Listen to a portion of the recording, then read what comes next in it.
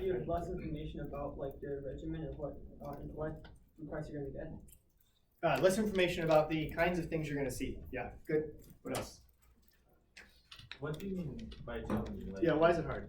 Good question. What do I mean?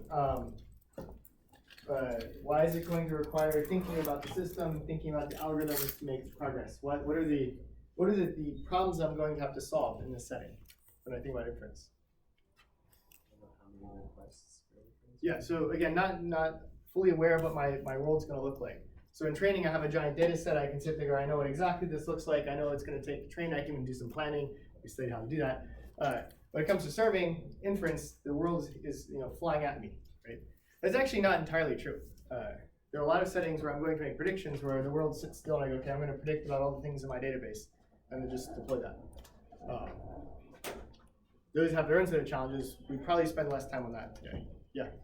How do I handle the trade-off between waiting to batch stuff and serving instantly? Yeah, so one of the things we think about hardware is that to take advantage of the parallel hardware resources, often putting multiple queries together can make a big difference.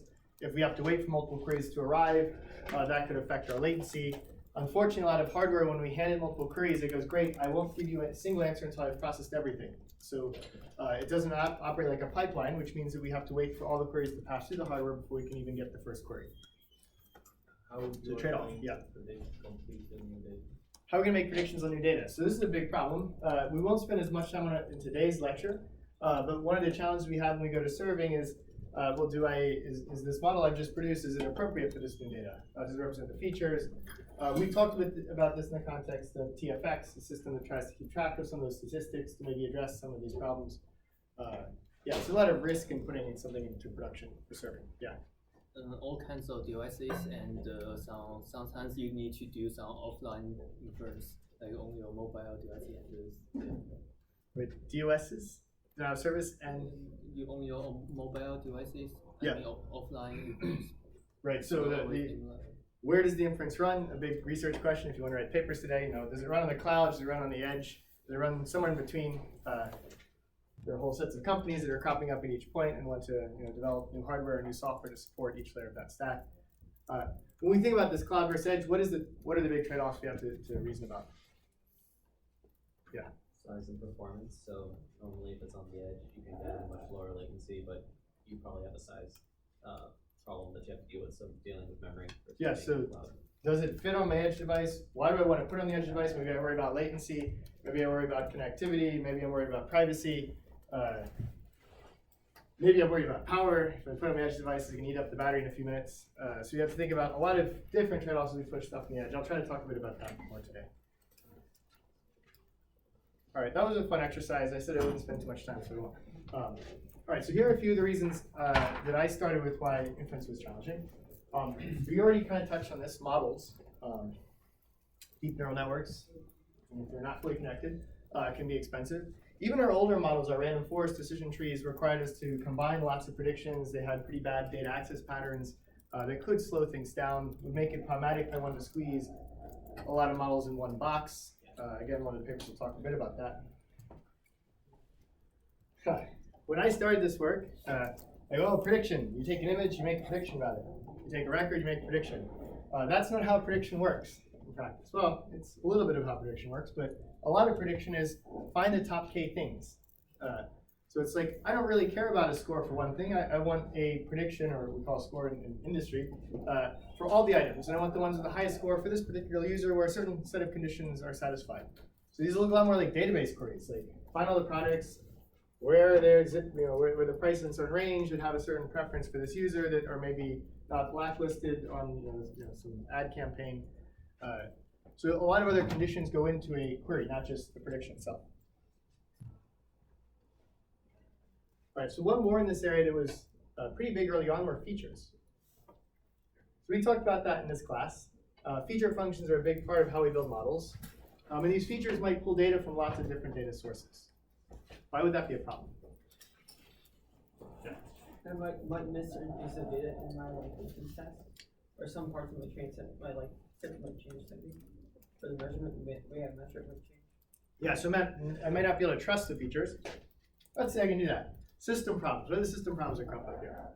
It's expensive. I had to go pull data from somewhere. Sometimes that data has different variability of access to different variabilities in latency. So now I have a prediction that was once just a floating point calculation, now has a bunch of disk reads. How do I provision? How do I time for that? So when I have to go pull data to make a prediction, which is almost the standard, what is the cost of getting that data? So I had to think about that in my pipeline. When I started doing this work, as a machine learning person, like, well, that's cool, we can play games here. What if the data doesn't show up in time? Maybe I just drop the data.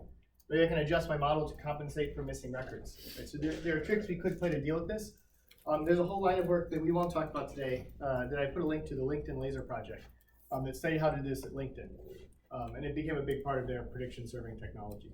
Focused exclusively on linear models and ways of amortizing these costs, introducing caching tiers, and allowing for missing features on the fly.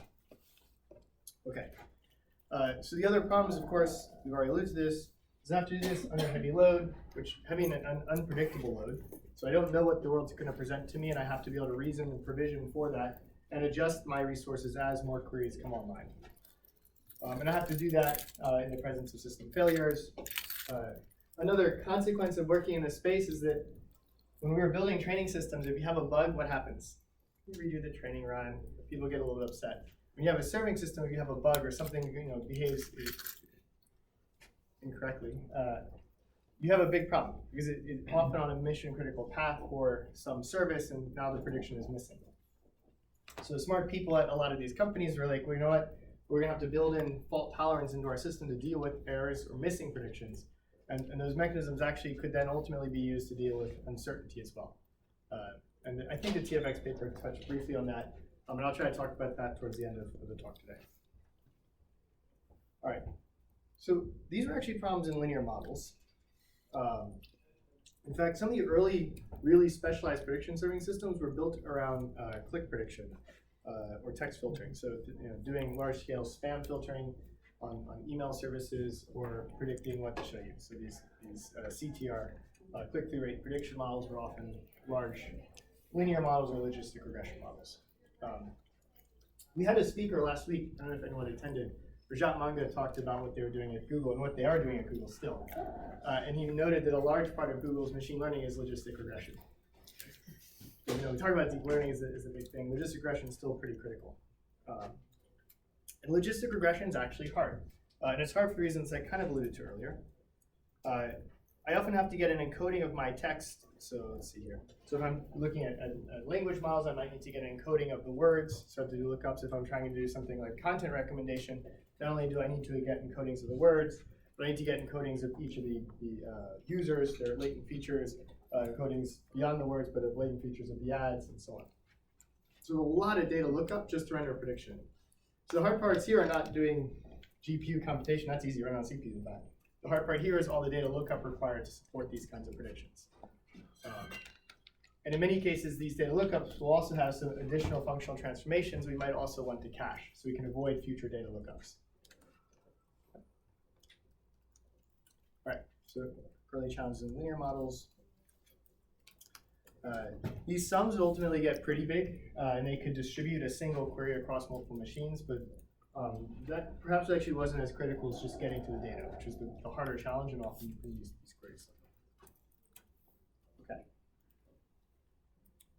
All right, and then comes deep learning, which of course made everything more interesting for people building hardware, for people studying how to make these things run fast. And so these models have a lot of trade-offs that we get to study. So for one thing, they take tens of gigaflops of computation.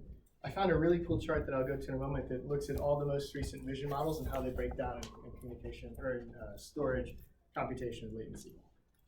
I already mentioned deployed across critical path. So now with these much larger models, it's going to be hard to maintain tight SLOs. So latency service level objectives. So we want to specify I need a prediction in 10 milliseconds. How do I make sure that my model that runs in 9.5 milliseconds gets done in 10 milliseconds? And in many cases, this would push research in the hardware accelerators and the actual quantization, the expression models themselves to speed stuff up. We're actually not going to talk about that today, since the next set of lectures will look at model compilation and hardware acceleration, and we'll come back to the question of how to speed up the fundamental execution of a neural net. And then, of course, we had hardware accelerators come online. Are GPUs necessary for prediction? Why might I choose to use a GPU or not choose to use a GPU? If I can't batch my inference, it might be less necessary to use a GPU. If I can't batch my inference, elaborate. Like, if I'm just doing like one input data point Yep. to one output, then if I were to use a GPU, I might not be taking advantage of all that capacity. Right. So, But I might still want to use a GPU. Why?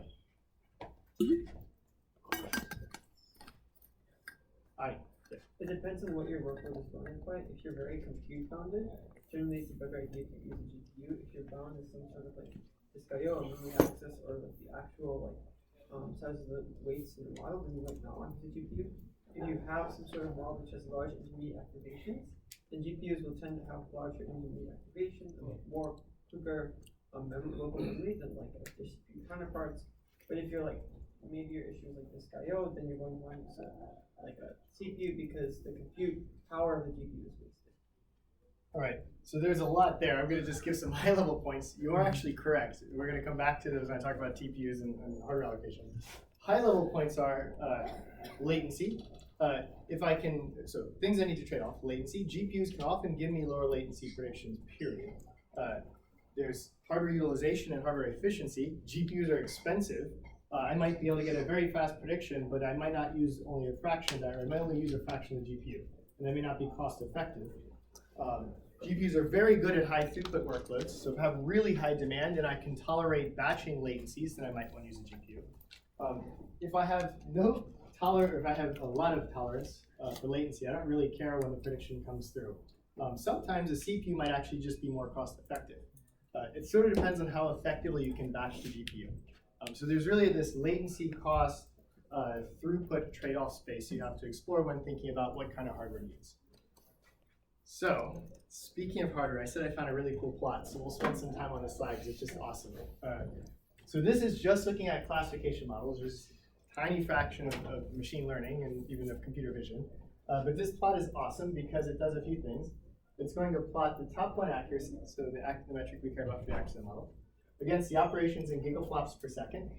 So these are really expensive models. And then the size of each of the circles is the size of the network. Okay. We'll come to the right plot in a second. Are there any things that pop out on this plot? Suppose you want to study compressing models. What would you like to compress? Yeah. VGG. Okay.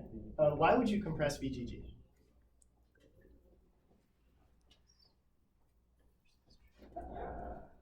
Certainly not on the curve, right? So where would we want to be on this plot? Because we care about accuracy and latency at the end of the day. Let's say that's what we care about. Top left. Yeah, so top left. So along this curve. Now, if we really care about computation, actually this is not quite latency yet, but this is the amount of compute. And there's models like MobileNet V2, which are pretty successful, fairly accurate. In fact, where's Res 50? So Res 50 actually falls below this curve. But you're not considering what tasks they are doing. All of these are doing classification. Yes, This but is just image length. Yeah, so you're right. These are often used as backbones of more interesting and meaningful tasks. But if we're just looking at the basic classification task, there's a nice Pareto curve, and it actually turns out that a lot of the models we care about aren't really that big in size. Although if we really want to get this top accuracy, and notice how it flattens out, we're going to pay a lot in extra computation. Right, so if we're thinking of how to optimize this accuracy compute trade-off, this would suggest there's actually quite a little space here we can play. And some of these NAS, like NASNet, so these are actually things where you can start to search this space. And this plot's actually a little bit out of date too, so there's a bunch of new networks that kind of fill in. I think MobileNet has a new version as well that would push up on this plot. Well, unfortunately, that's sort of the conclusion this plot suggests. Right? So VGG models don't really live on the frontier, but they are very big. That's not a bug. That's why people do like pruning on VGG Yeah. because it's so easy to do it. Yeah. The large denominator. Yeah. There's a 50% reduction. So now, with that in mind, the kinds of networks we're thinking about. So the ResNet architecture is actually not that bad. They look pretty close to this one here. Mobile nets, some of these more recent dense nets. This ResNext series is actually pretty good, fairly high accuracy and low compute. All right, it's not the full picture. Okay, so that is compute and accuracy and size. And so one of the things you kind of see very quickly is VGG is probably not a good choice ever. Actually, anyone in the vision world? Is there a reason to use VGT?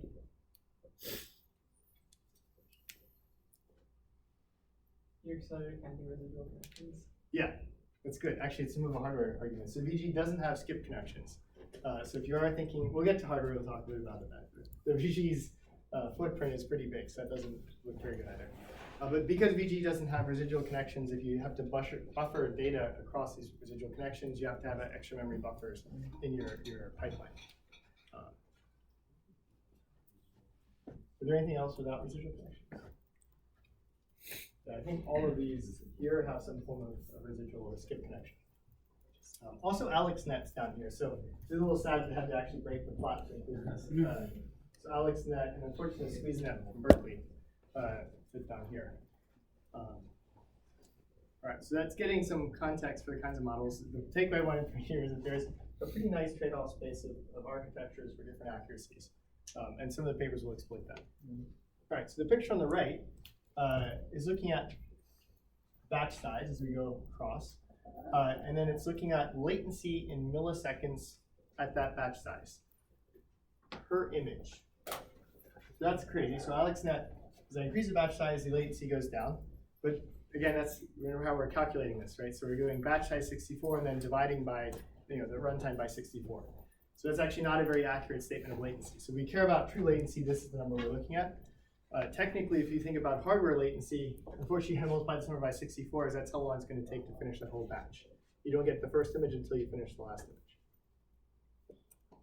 Right, so it's a little misleading, but what I want to get from here, so we're thinking real time on cameras, we need to be in the yellow region, yellow to green. We can't have any orange and red. So actually on a Titan XP, most of these architectures can run pretty close to real time. Typically, your lowest latency per image is going to be at batch size 1, so this kind of gives you a picture of what your latencies would be. So let's see if we can find, I think MobileNet V2. Where is MobileNet V2? So 3 seconds, or 3 milliseconds per prediction. It's pretty good on Titan XP. Okay. The problem is that if we want to get really good batches, we're going to want to push over to here, and I guess we need to do 64 times 0.6. For this whole batch. Yeah. So it's a little, it's like 40. Yeah, it's still not great. So it's fast. It's slower than 10 milliseconds, which is what we kind of want for a lot of workloads. But you do get better throughput. All right. So that is the trade-off. Yeah. Sorry, 10 milliseconds is what you want for what? Sorry, I should back up. I keep saying 10 milliseconds. It's a magic number. I've talked to a lot of different organizations, and the running argument for live serving workloads is individual services get around 10 milliseconds of compute for their task. And the reason that is because a web load takes about 200 milliseconds, and you have to allocate time for all the other things that happen along the way. And so like Google's argument is 7 to 10 milliseconds is roughly where they want to be. That number could change wildly if you're an organization just wants to run that one prediction. And so it really does depend on what you want for your workload, but we're kind of, for a lot of these interactive things, 10 milliseconds tends to be what people are shooting for. What is an image classification problem that needs to run in real time?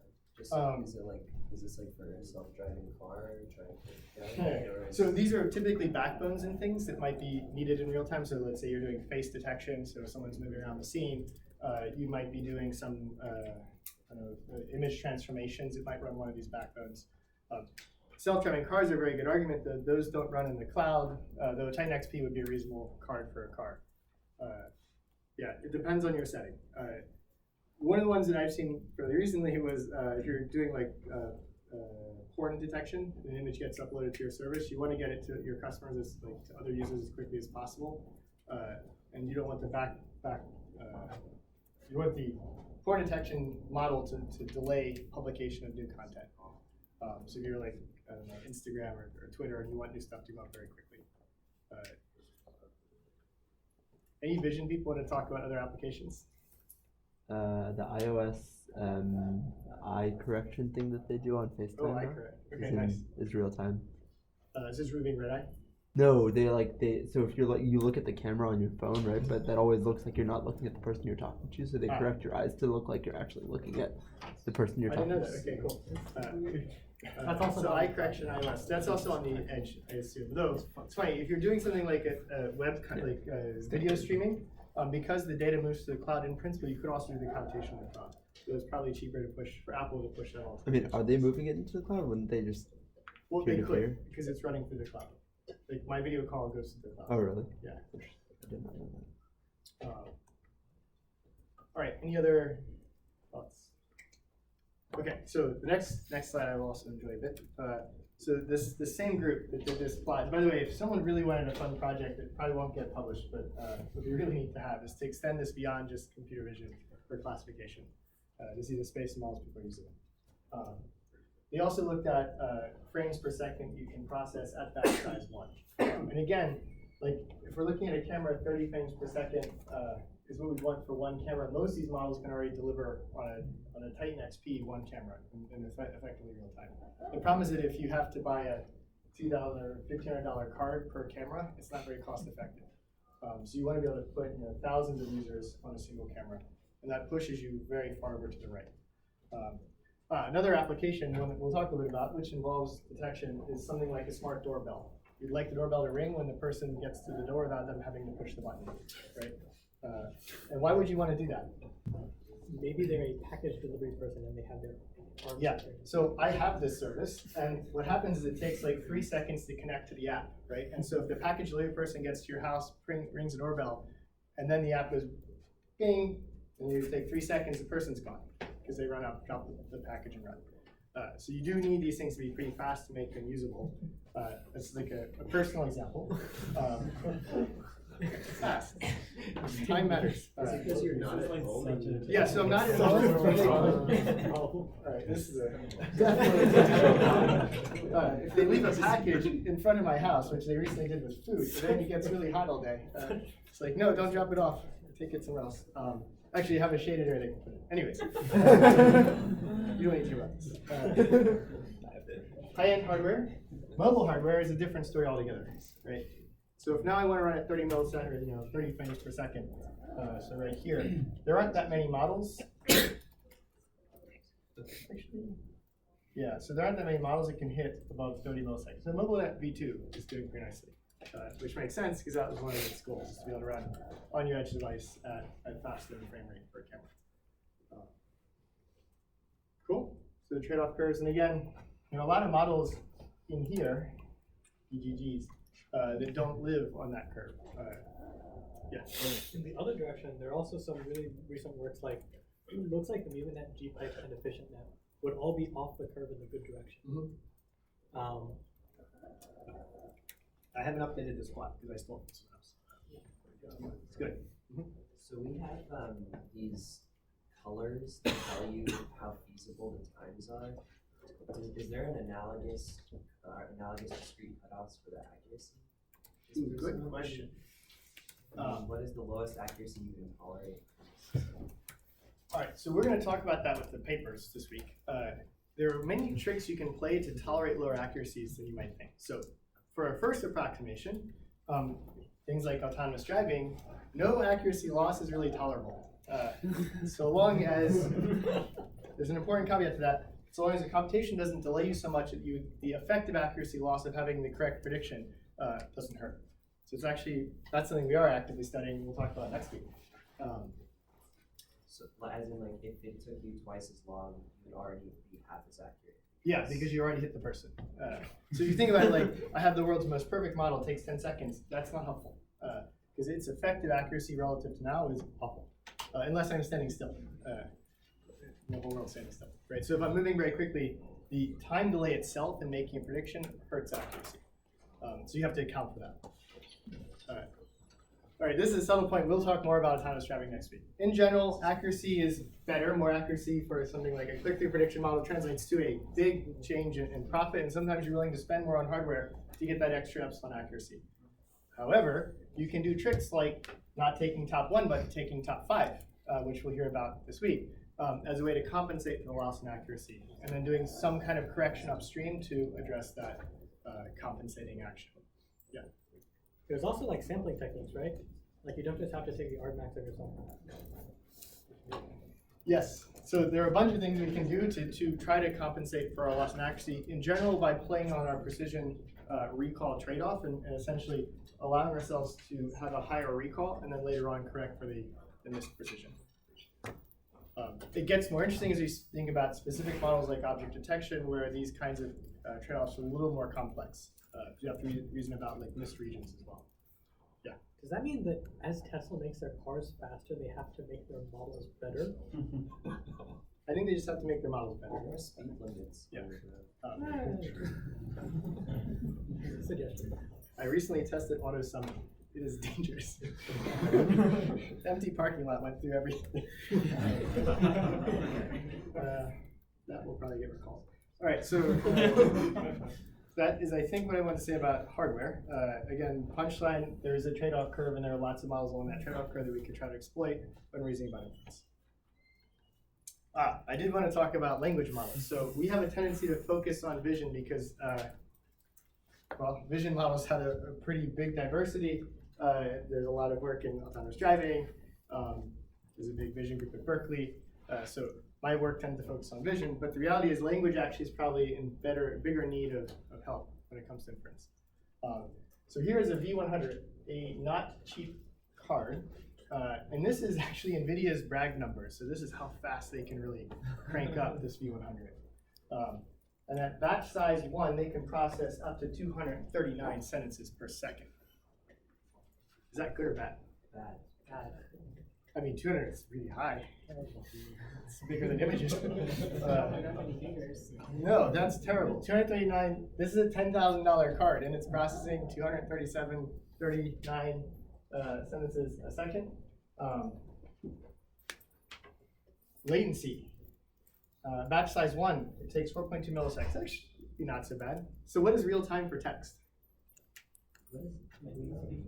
Why use case? Yeah, what use case wants real time for text?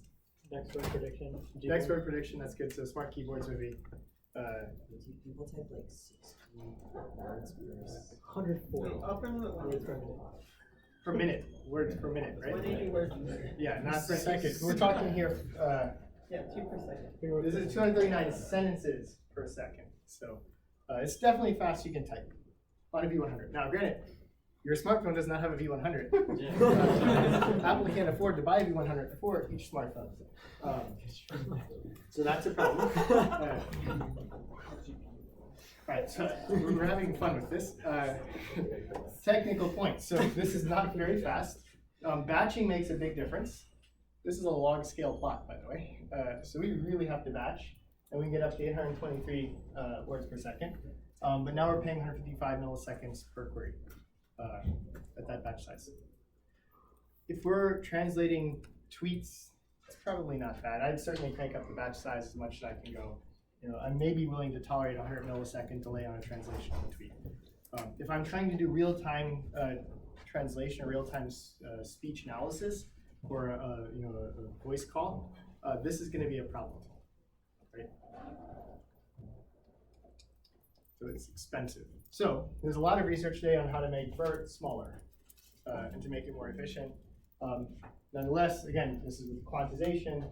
There's a lot of work on the hardware side to try to make these things at least marginally tractable. What is the limiting factor?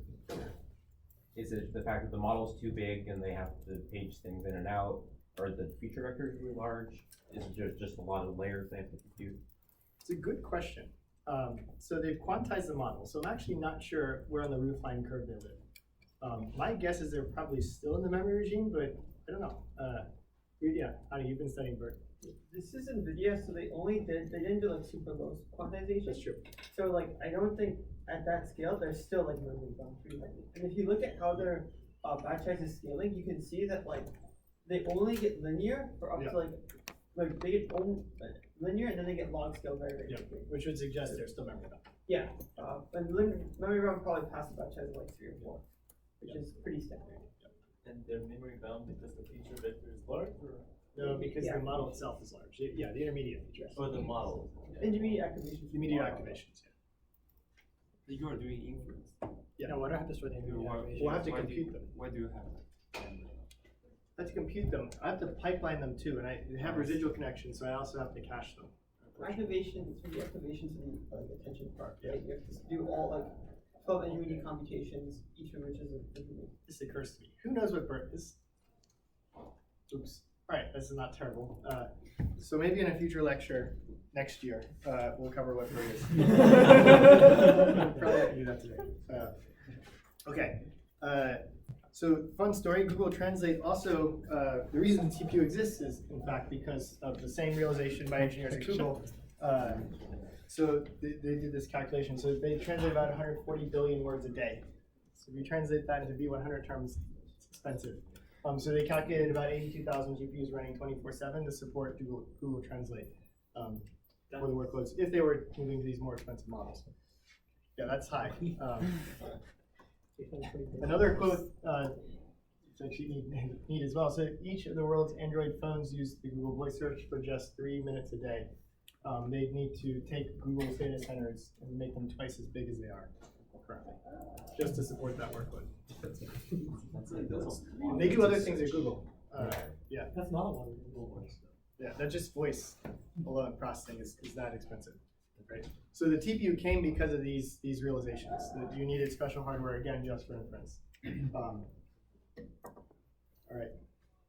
I want to say this one more time because I was shocked at a recent ICML. I guess at ICML 2017, one of the keynote speakers, like, inference is the great challenge we face next in machine learning. It's going to dominate more compute. It's going to be the biggest consumption of all these new hard resources, of energy. And people in the audience like, that is not true. Training is incredibly expensive. Training will dominate inference.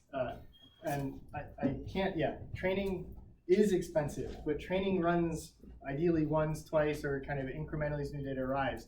Inference runs continuously. If you are training more than you are doing inference, you are wasting time. Because you spend a lot of time training something that you can use for very little work. That's the first approximation. I come up with scenarios where inference, small inference could be critical. But yeah, to first approximation, training should be dwarfed by inference in a lot of workloads. Okay, other challenges. So we talked a bit about bursty workloads. So this is one of the problems that makes inference special. Again, training, I have a big can of data. Inference data arrives, my queries arrive at a stochastic process. I believe Simon collected this trace. So this is Twitter you went back and figured out the geocodes of the tweets. Yeah. So which data centers are hitting Asia versus America and Europe. And so there are patterns in this arrival process. It is a stochastic process with some structure.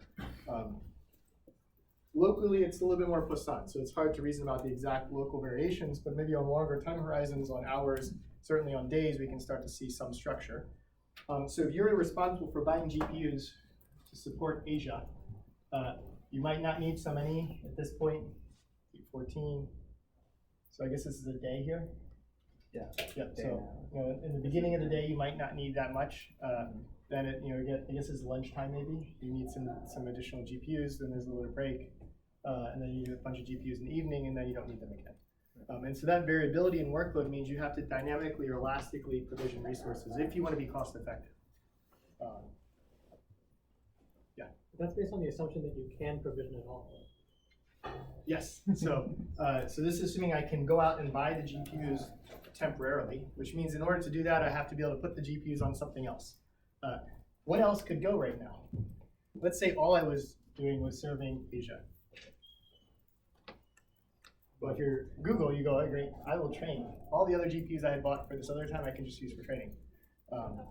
Another thing you might do with the background loader and GPUs is try to do offline inference. So I have no load now, but I know there's a bunch of text that I need to translate for today's users. is they're going to prefetch the local news from a bunch of different regions. I could pre-compute some of that stuff.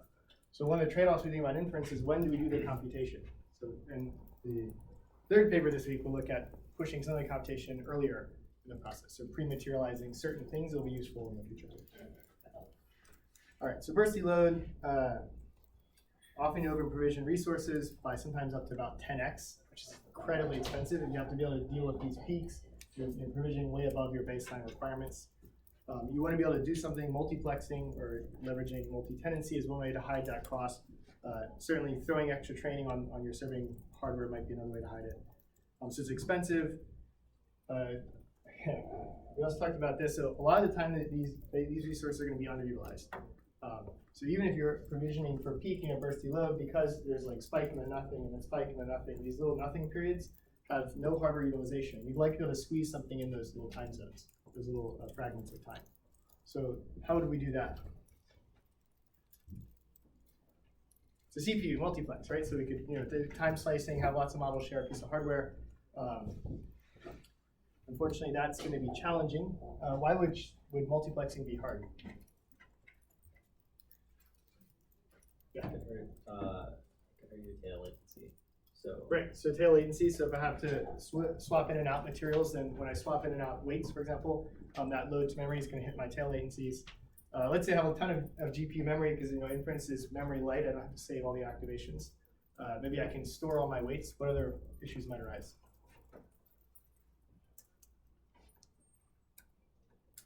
All right, so current hardware has annoying limitations. It's difficult to provision or to split the parallel resources on current GPUs. There's technology like NPS to try to make this simpler, but it's still an actual open research question of how to get better multi-tenancy out of hardware accelerators for inference. Those who are studying hardware accelerators for inference, this might be an area to pay special attention to. All right. Another thing that we and others have tried to do is predict the arrival process. Technically, that should be impossible. The reality is that there are some patterns, like coarser patterns, you can start to plan around. There are fine-grained patterns that you cannot, and so you have to react. And that's sort of the best you can hope to do. You want to be able to react quickly so that when you do have a spike in demand, you don't miss too many of your latency requirements or too many of the queries in that time window. Other less glamorous things. So with prediction, we're often taking many different models online continuously as new versions are developed. You need to be able to version each of your models. You want to do some kind of testing. The TensorFlow serving paper, which was required reading until last night when I decided it is no fun. That paper is actually is a good description of a system and is not a great research paper. It's actually a workshop paper, which is probably why that is. A lot of their focus is on how to address these issues. So how do you do versioning and testing as models get deployed? In reality, that is a big part of the problem. And then prediction pipelines. So we have this illusion that you're going to run ResNet, that's it, or BERT, that's it, but that's not true, right? So each of these predictions are then fed into other things that will use those predictions, either other models, other data services that render the final query. And provisioning and planning for that entire pipeline is actually critical if you want to meet end-to-end latency requirements. All right, so I want to talk about two very common approaches to prediction serving. The offline pre-materialized prediction, often called scoring, we score our models. This used to be actually a pretty standard approach to prediction serving for a lot of workloads in the content recommendation ad domain. It will change, and you'll see for reasons why that this is not going to work great for newer kinds of workloads. Then online, which is we're going to compute predictions on the fly, which is probably what you've been thinking all along. Is a prediction comes in, I run some computation on my GPU, and I spit out a result. A request comes in, and I spit out a result. All right, so let's talk about the offline approach first. All right, so the nice thing about the offline approach is it actually is going to borrow our technology that's here, that's pretty stable. We know how to build it. It runs in data center. Its tolerance are a little bit more forgiving. And so what we're going to do is when we're done training a model, we're going to go look up all the possible queries we might ever see. That's crazy, except that in a lot of workloads, that's actually very realistic, right? Again, if you're scoring content and you have a certain set of ads, you have a certain set of customers, you have a certain set of products, you can compute scores for all of them, right? And you can do that at very large scale using technologies that are well established and we understand how to manage, how to build, how to use these technologies. So we take all of our inputs, we score everything. Scoring is the older term for serving predictions. And we get some giant table which we can put in MongoDB and in MySQL server, sharded. We can use existing data storage technologies to essentially pre-materialize all of our predictions. And then at serving time, side note, this is again using standard tooling that we again know how to do. So then at serving time, when a request comes in, rather than going and hitting a model, I hit a database. Right, so I make a request directly to the database and I get the result. This is nice because this last step here is pretty low latency. And again, we know how to manage and bound and control the latencies. We know how to inject caching tiers. There are tricks here that are well established to control latency. All right, so that's a pretty good idea. People have done this at scale. When I was getting into this area, this is what everyone, this is how people approach the problem. What are some of the advantages to this approach? Well understood workload. Yeah, so well understood workload. What else? All the computation is done offline. Computation offline. If I screw up, I can run it again. Extra flexibility. Anything else? Yeah. Is one pretty close to the accuracy or anything you can get by doing a non-prematerialized? Yeah, so accuracy, I can run my expensive model. I can batch like crazy. I can use my V100 and just really get everything out of that card. So I'm going to leverage existing infrastructure. I can do heavily used batch processing to get the maximum throughput out of the hardware. Indexing, so when I've done all this, I can go ahead and construct indices and I can improve my SQL queries against this data. This becomes really useful if I'm trying to build a content recommendation system. I have an example.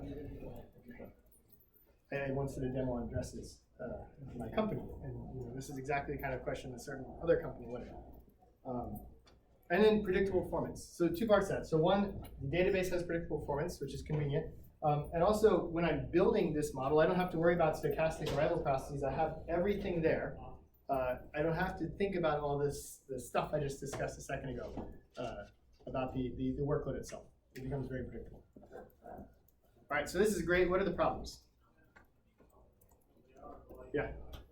There's like a million things on Amazon. There's a million things on Amazon. That's not so bad. How many users? Let's say there's 1 million users. That's definitely an underestimate. 1 million things times 1 million users, that starts to get expensive. It's expensive to compute, it's expensive to materialize. I want to update it every day.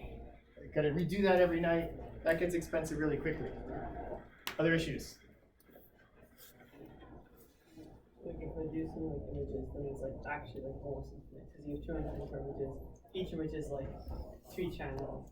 Yeah, stop there. Okay, so all possible images that I might ever see, hopeless. So this is not practical. All the sound bites, there are things that require the full query set in advance. That works. Reality often doesn't. So this works when I have small bounded set of queries. Right? It's going to require substantial computation space. There's a reasonable chance that most of the things I will compute I won't use. So that's expensive and wasteful. We already talked about this one. And then costly update, rescore, and everything when something changes. Okay. All right, so that's the offline approach. The online approach is the following. And this is the one, again, we most often think about. It's when I illustrate my slides. You have some specialized software service that does prediction serving. This is my best approximation of what a web stack for serving might look like. And so if I imagine this part of the right side of the slide is the cloud, and your left, yeah, that works. So left side is the edge, right side is the cloud. When I have a client making a request, it's going to interact with a collection of different services. So the picture looks something like this. So this is a web browser. It might send a request to Amazon. There's some load balancer, which is going to dispatch that request to an appropriate machine. There's often a cache somewhere here, maybe even in the CDN that might cache certain sets of queries. But let's ignore that cache. So the load balancer is then going to send a request to some web service. This is some application running, let's say Node.js, that's responsible for rendering some JSON that's going to go into your website. That service is then going to typically get some data, maybe which products it wants to score. It's going to collect that data, and that data might often be much larger than what it actually needs. It's then going to send that data to some prediction service. This is some web application, again, running on a separate, probably a separate machine in the cloud.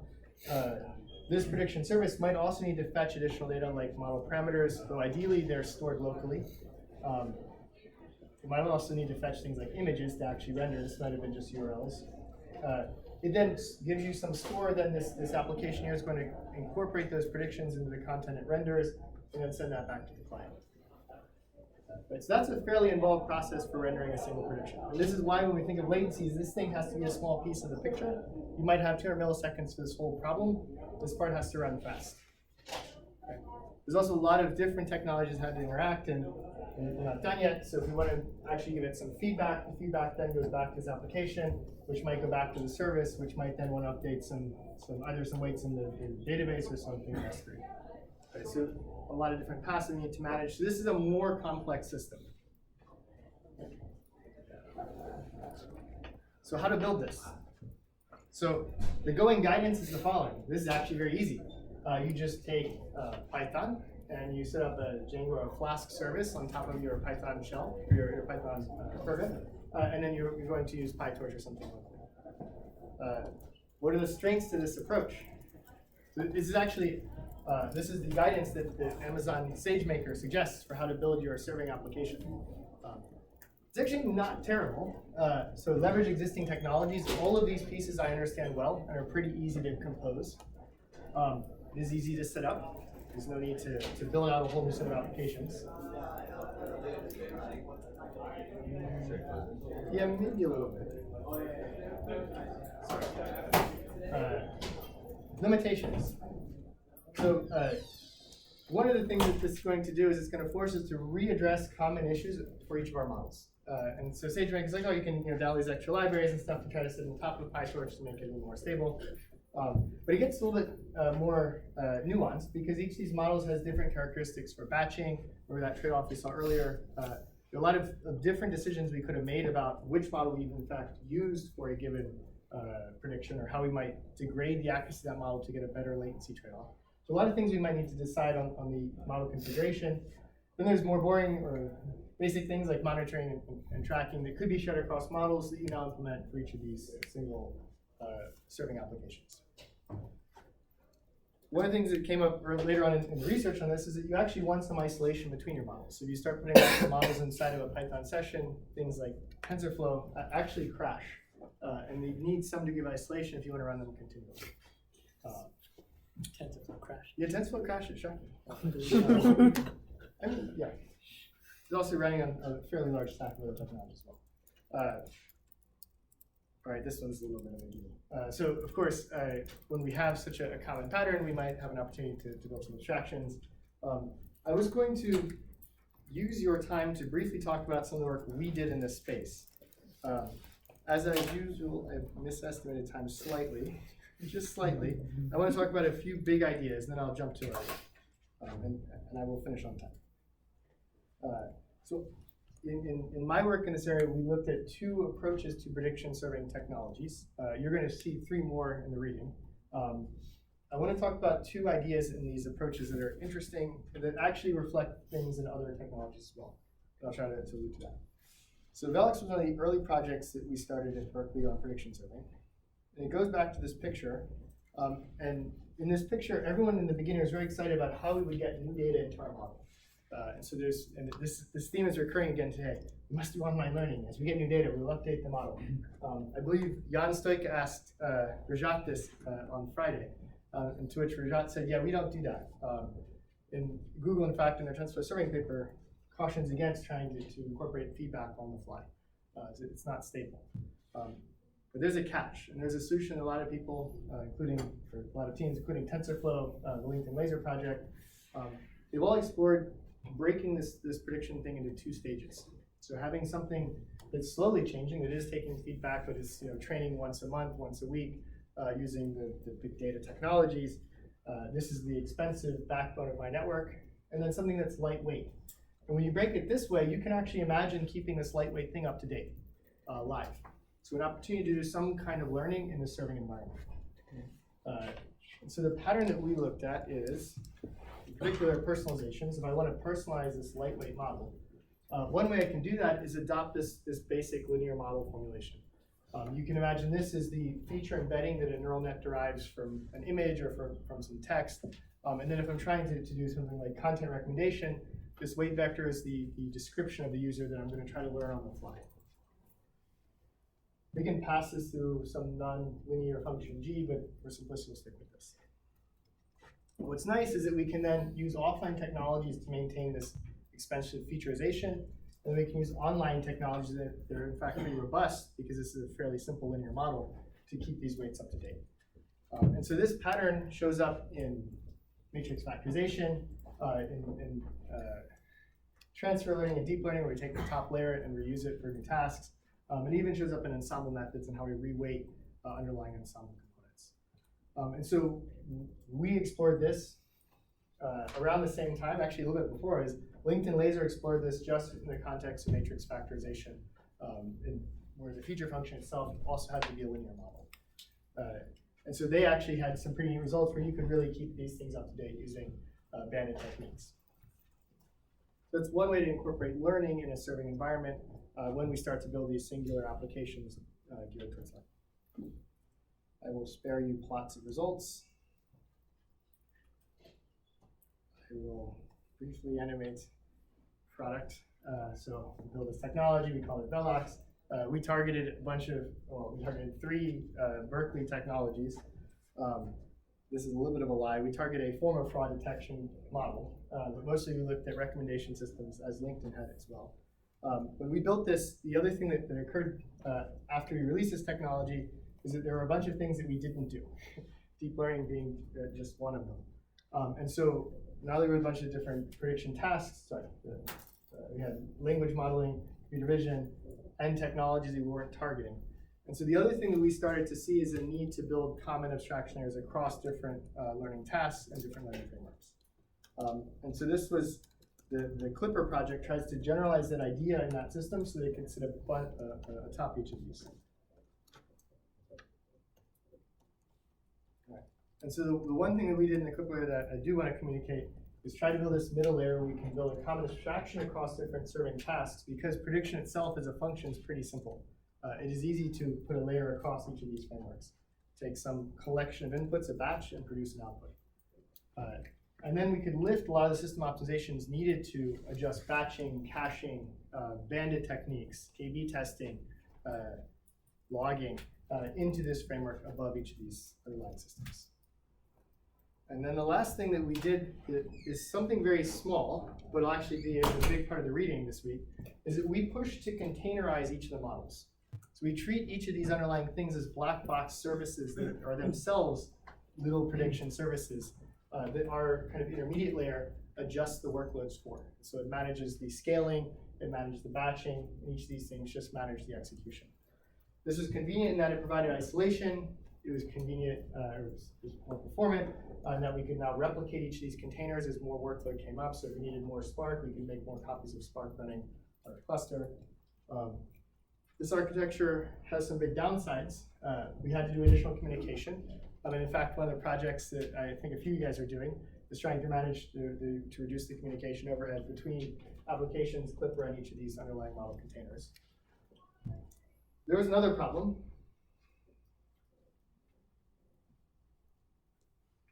Let's see it.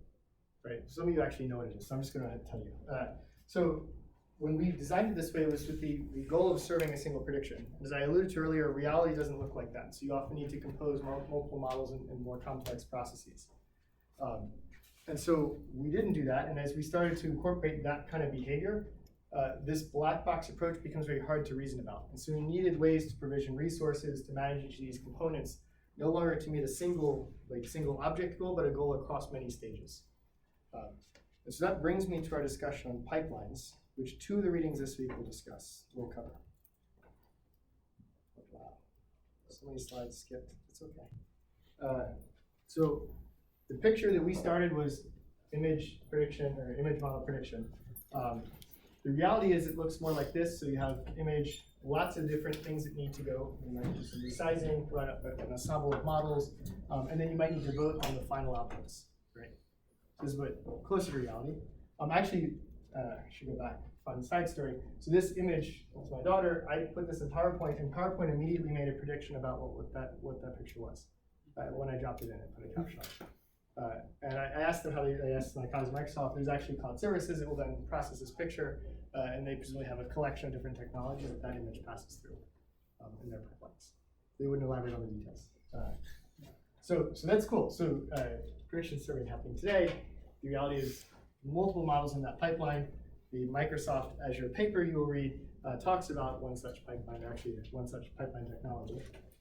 The other part of this is that we might have multiple different models, different kinds, with different requirements, proposed to reduce multiple outputs on a single input.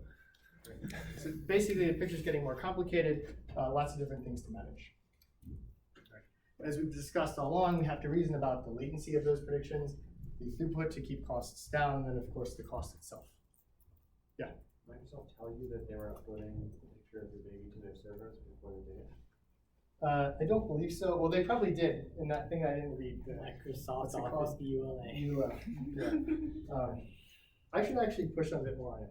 They wouldn't give me details on what was actually going on with that. But I thought it was very cool, nonetheless. Did a very good job. I'm not a privacy-oriented person.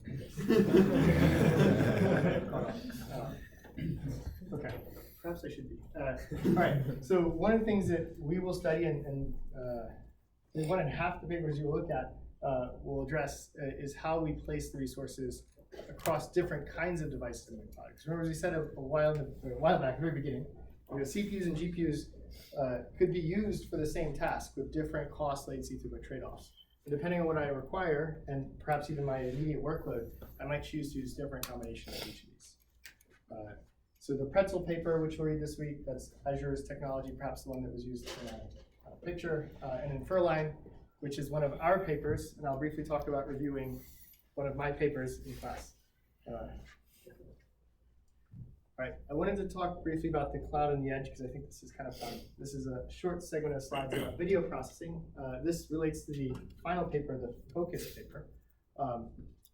Video processing is an emerging application for AI computer vision in the cloud. And it presents a unique set of challenges in both we have high throughput requirements, often the latency requirements, and new kinds of queries. And you'll actually hear more about the new queries in a moment. Jump over this. So this is a smart camera, the one at my door, that tracks packages.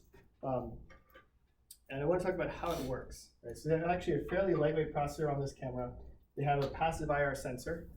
This will become important in a moment. And I want to combine that camera, passive IR, ARM processor, and network card on this camera to bring costs down while delivering these real-time predictions. So how does it work? So if a person walks up to the door, the onboard, actually, the first thing we'll fire is that passive IR sensor to detect that something is going on. It will then concurrently run a pixel differencing algorithm to see if there's sufficient difference in the pixels. Why do you need both? Clouds. Yeah. So changes in the environment can make wild changes in your frame that have no actual change in the scene itself. So using both sensors can reduce your false positive. I got ahead of myself. So once I've run both these detectors, if I have enough signal to indicate that someone is perhaps approaching the house, then what's going to happen is we're going to, just illustrate it. Yeah, there's enough pixel differences. I'm going to then take keyframes from that camera. Incidentally, there's a paper NoScope that also explored this. So a very obvious thing to do is rather than upload a 30-minute video or a 30-second video, take 5 pictures, 10 pictures. In this case, just simply evenly spaced. Those are sent to the cloud, and then YOLO is run on those pictures. This is an object detection model, and that's going to identify whether or not there's a person in the scene. If there's a person in the scene, then the cloud is going to call back to the camera and say, take the video buffer that you've been recording and then upload that to S3. Right, so there's this interaction between the two, the cloud and the edge. This all has to happen as the person's walking to the house, so the S3 notification will then call, or the S3 upload will then cause a notification to appear on the phone app that says there's a person walking to the house, and you can look at the video as it goes. This is how to use the cloud on the edge, and the idea here is don't stream all the video up to the cloud because that would waste the Wi-Fi in my house, and that would be expensive on the inbound bandwidth. Leverage the edge device to filter what you end up processing.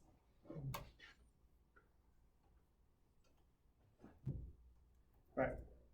So that is the background I wanted to give. This week we have 3 papers as usual.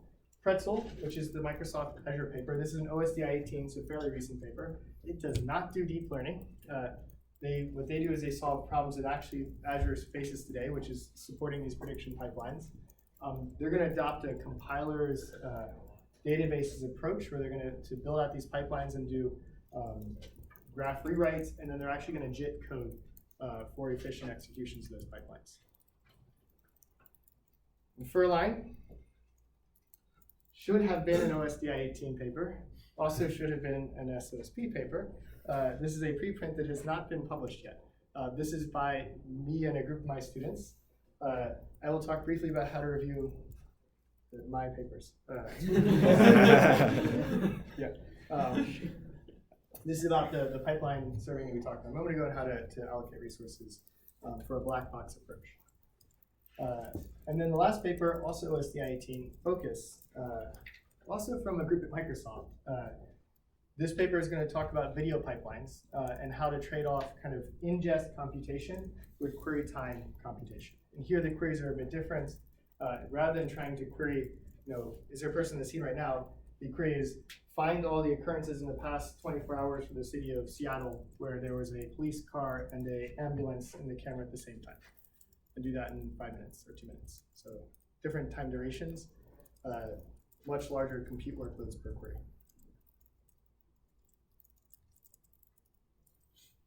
So Pretzel is going to address a range of practical issues.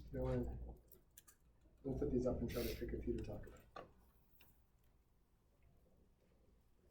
All right, so range of practical issues. A few things about paging in and out. So the Pretzel projects, as a Microsoft project, has to deal with the fact that many of their customers don't really use Azure. So they set up a model and they go, cool, I've tried a few times. They don't have a huge amount of workload. And so they need to figure out how to squeeze as many customers into the same box as possible. And to deal with that, they're going to have to address issues like paging, operator reuse. So if multiple pipelines use the same set of operators, they don't want to load it multiple times. So having visibility into what's going on, they're going to leverage to find more efficient plans. They're, as I said, not going to focus on deep learning, so these are CPU-intensive workloads. In fact, both the Microsoft papers are bound to reality, which means they're going to talk about how these things work in real-world applications. So here they're going to look at some of the Azure ML.NET's infrastructure for prediction serving. So we have a bit about the high level, but we'll skip that. All right, so what to look for in this reading?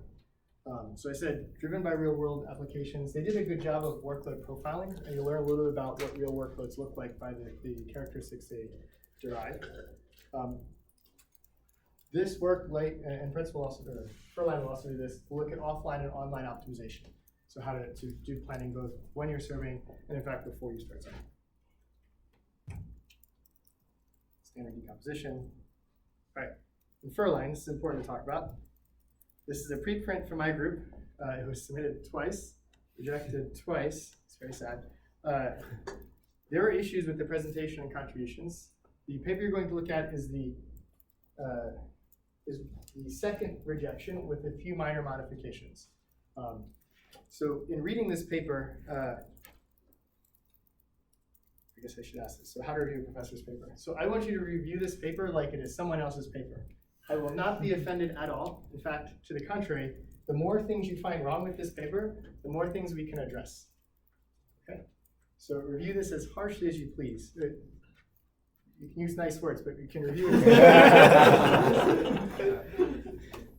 Okay. So why did I choose a paper that is preprint, my paper, with all these conflicting issues associated with it? So I like this paper because, even though it has some issues, it does talk a bit about black box pipelining, and it talks about this trade-off space. And we did a fairly careful study of some of these trade-offs. There are many limitations in this paper, and again, I encourage you to point at them nicely. And we are in the process of actually resubmitting this paper, so feedback you give will actually make a big difference. Okay, so as the infer line work, we have a few seconds, so I will give you a quick picture of the big idea here. So here we're trying to, as I said, optimally configure each of the models in a complex prediction pipeline. This is thinking about what kind of hardware, replication, model parameters, all to meet a particular latency objective. So this combines a bunch of different technical ideas, which again, one reason I wanted you to read this paper is it talks about arrival process and arrival process modeling using ideas of network calculus. It's going to look at how to profile throughput and latency curves and how we can build these for individual models, how we can use discrete event simulation to then reason about end-to-end pipelines and queuing effects. And then it's going to use some pretty, possibly why it was rejected, some pretty basic optimization routines to then take these simulations to find a cost-optimal end-to-end configuration. I don't want to say any more because I want to bias you. I do want to get to this last paper. All right, so Focus is the last paper. This, as I said earlier, comes from Microsoft. It actually comes from a line of work, which I was tempted to make the focus of the class, actually. So they have some work on video analytics for, this is for, I think, ambulance and what is it called?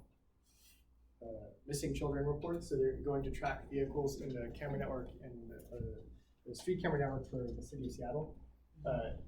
This is, the first paper is looking at how to trade off these latency and throughput for batch processing.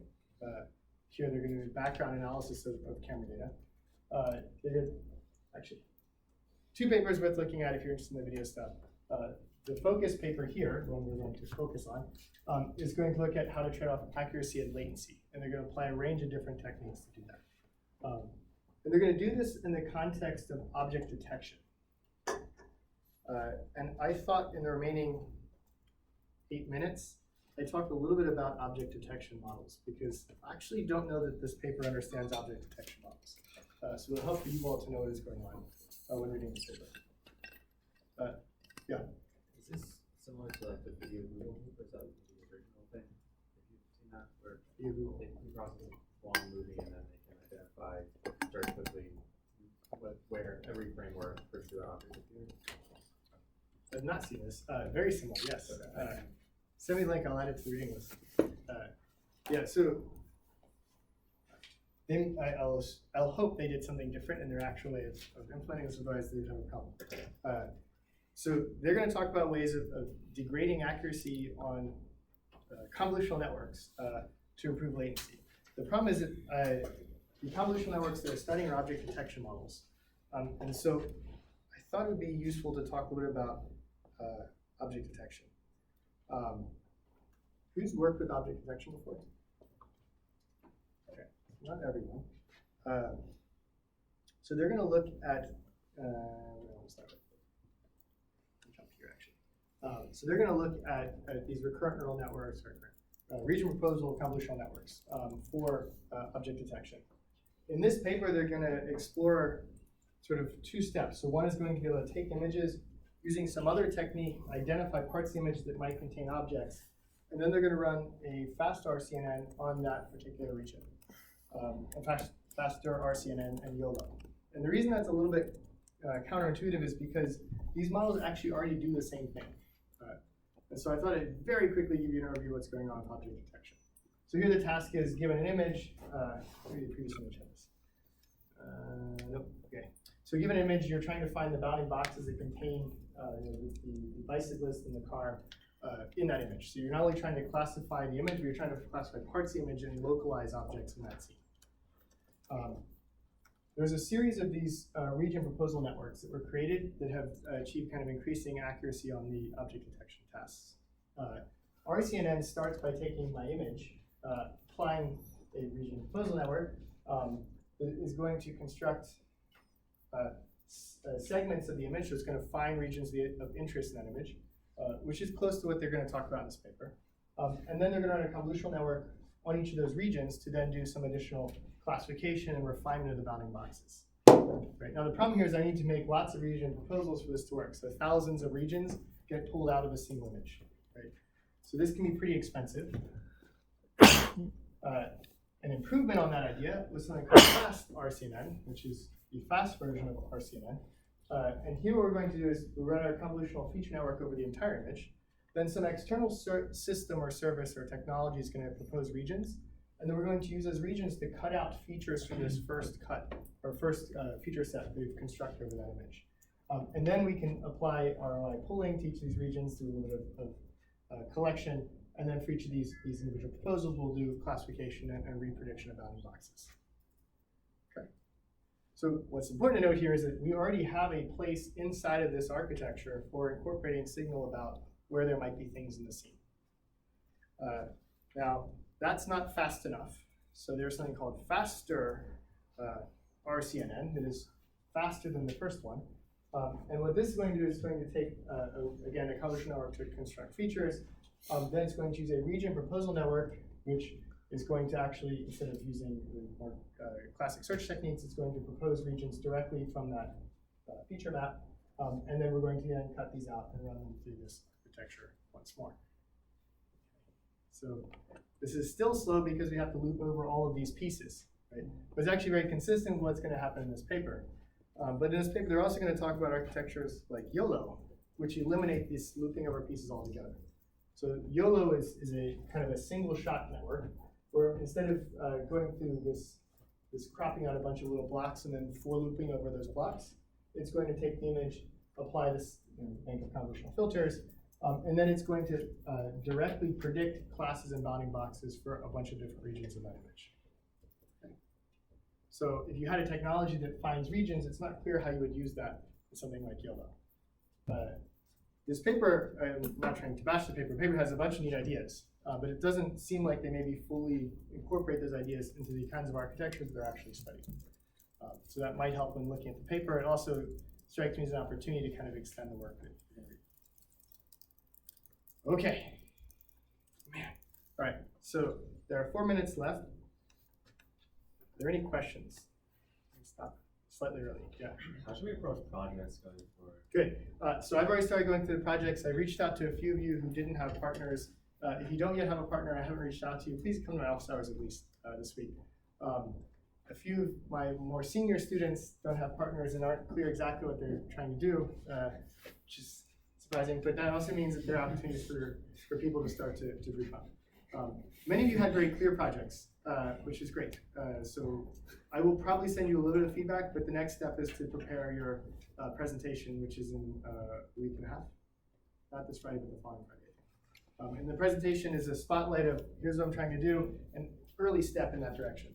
The reason I have this is to make sure everyone is moving along, and also because a lot of you go, oh yeah, that's related to something I'm working on, and then hopefully some of you will start to at least collaborate on the projects moving forward. Okay? Awesome. We're done.